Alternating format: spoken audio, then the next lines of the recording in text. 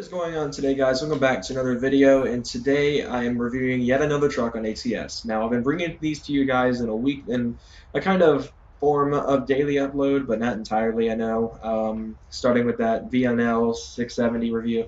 But today I am in a different truck altogether. This is a Scania R, and as you can see, we're back on the West Coast for the first time since I made the trip out to Atlanta in my Shelby GT500 S197.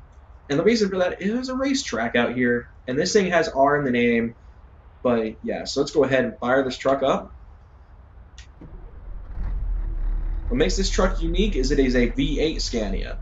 It's a Scania R with the V8 engine in it, so it's a pretty unique, and we're back in an auto. Now, in my review of the 2009 Actros, I said I hate the autos in this game, and I still stand by that. I still cannot stand the auto transmissions in this game, as I nearly run a Mustang off the road. But this truck is a mid-range model with the V8, like I said, as its option. So I'm guessing Scania made these with inline-six engines at first. But the transmission in this, I believe, is a 12-speed as well. Oh gosh, that's not good. The V8 though is a lot peppier. This engine actually produces 500 horsepower. It's a 4x2, it looks like. I can't really see well from outside the mirrors. But we're just heading out to the local racetrack just to see what this truck can do on a track. And I've never driven the auto on a track before, so it would be kind of a good idea to get a basis for it on. I know you're probably thinking, why didn't I bring the Volvo out to this? The 900 horsepower F816 I drove my second review, actually. I literally just did not want to deal with that truck on a track because the truck can barely handle itself on Tail of the Dragon. As you see, this truck, though, is really nice handling. It's got really nice steering input. Definitely a quality truck. The 500 horsepower V8 is a lot better than the 320 horsepower V6 that was in the Actros I drove recently. I'm probably going to be checking out a 2014 Actros. That was a part of that whole Mercedes mod thing. We're going to see if I can squeak on through here. Hey! So now we're almost to the track here in Tucson. It's the entire reason I brought this truck to Tucson was just for the track. But I can tell you just by driving out there in this little back road that leads up to the course, it's quick. I have an announcement to make. Me and my friend Michael, otherwise known as Kindlestone, at this point should probably have already started our ATS series, which I'm calling at the time I'm making this video High Gear. Because it's going to be a Top Gear style show, so it's going to have challenges and stuff, and this will be our test track that we're going to use is the Tucson race course. We'll have tracks, we'll use trucks that we've used in the show on this course. Alright guys, so here we are at the track. We're going to try to launch this thing with the foot on the brake. Alright, so it's not looking good. Alright, so we're here, and drive. Here we go. This is my first time driving on the track with any of the European model trucks, and by that I mean the Scania, the Mercedes, the Volvos, or anything. I literally have only brought the Mustang to this track, and it was a nightmare to say the least. For those of you who want a quick history lesson, Scania was actually like a partner with Saab in the late 80s, early 90s.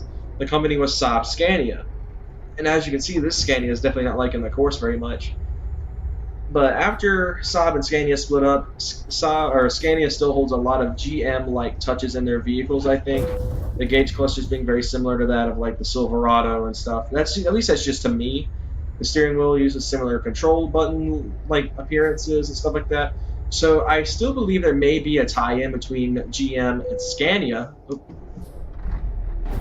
Running into a bit of an issue there. You never know. Maybe this runs on Duramax, a form of Duramax. We never know. But if that's not the case, this truck definitely is, unique to itself. It's Swedish, if Scania is Swedish. I don't know for sure. This is literally like Volvo versus Saab in the car world, Scania versus Volvo in the truck world. But the Scania has a bit of understeer actually there. The truck itself is absolutely great to drive, though. Like I said, the auto is more tolerable with the V8 engine in this truck. It's a 500 horsepower V8, like I said earlier. I forget the name of the transmission it's running, but like I said, this thing is absolutely great. It's got a tad of understeer, like I said, and going into some corners. especially like this one, for example. Oh, oversteer there. This is not good.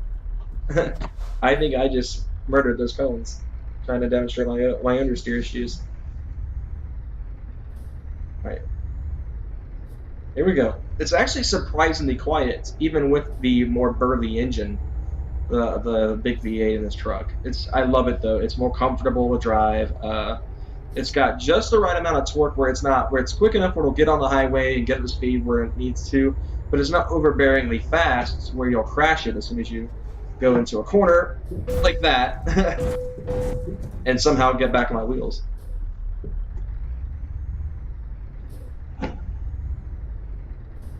It's definitely not that bad of a truck though. I actually enjoy driving this truck in comparison to the other automatic trucks I've driven. I've driven a Ford 9000 LT, which you guys will see later. I've driven the Mercedes, of course, which was miserable, and this isn't very bad. It's it's comfortable. I can drive this as an auto and not be worried about it all the time. Oh, all right. This truck definitely is not liking this especially after I ran those cones over and tagged that guardrail on my way over here. Can't go one review without wrecking the trucks. Thank goodness these aren't like real life car reviews a lot of the time where the car's been provided. This is a truck that I bought. Most of all the trucks I've used in these reviews I bought myself. So we're gonna cut a little bit and go into the infield. I don't know why I put the blinker on there. Actually, I don't think I can do that. Here's a good time to test the turning circle. All the way in the lock. Really good, actually. Okay, that's not drive, that's drive. Here we go. Oh, that's not good. You can tell the tranny's taking a beating right now. Oh, man. All right, so here's the pit lane kind of road right here. When me and Michael host track days out here, we call it the Joker lap, the Joker right here, because you can kind of come out right over here at the corner. But it appears to actually be a full-fledged infield in here. So you got a couple of trucks here already blocking up a little bit. So we'll go ahead and park amongst these guys. All right, shut the truck down, park and brake on. Let's take a look at the interior, guys. So the standard Scania R, I don't believe this has a loaded interior yet. It's got a nice little sleeper pad right there. The seats are really nice. You got a pretty good sized sunroof, actually. Pretty basic stuff. You get a nice LCD display for the gauge cluster. There is no GPS system. That is something you have to know about this truck, is there is no GPS. Nice location for all the buttons and stuff, if that all mattered. But yeah, thank you guys again for tuning into this review of the Scania R V8. See you guys next time.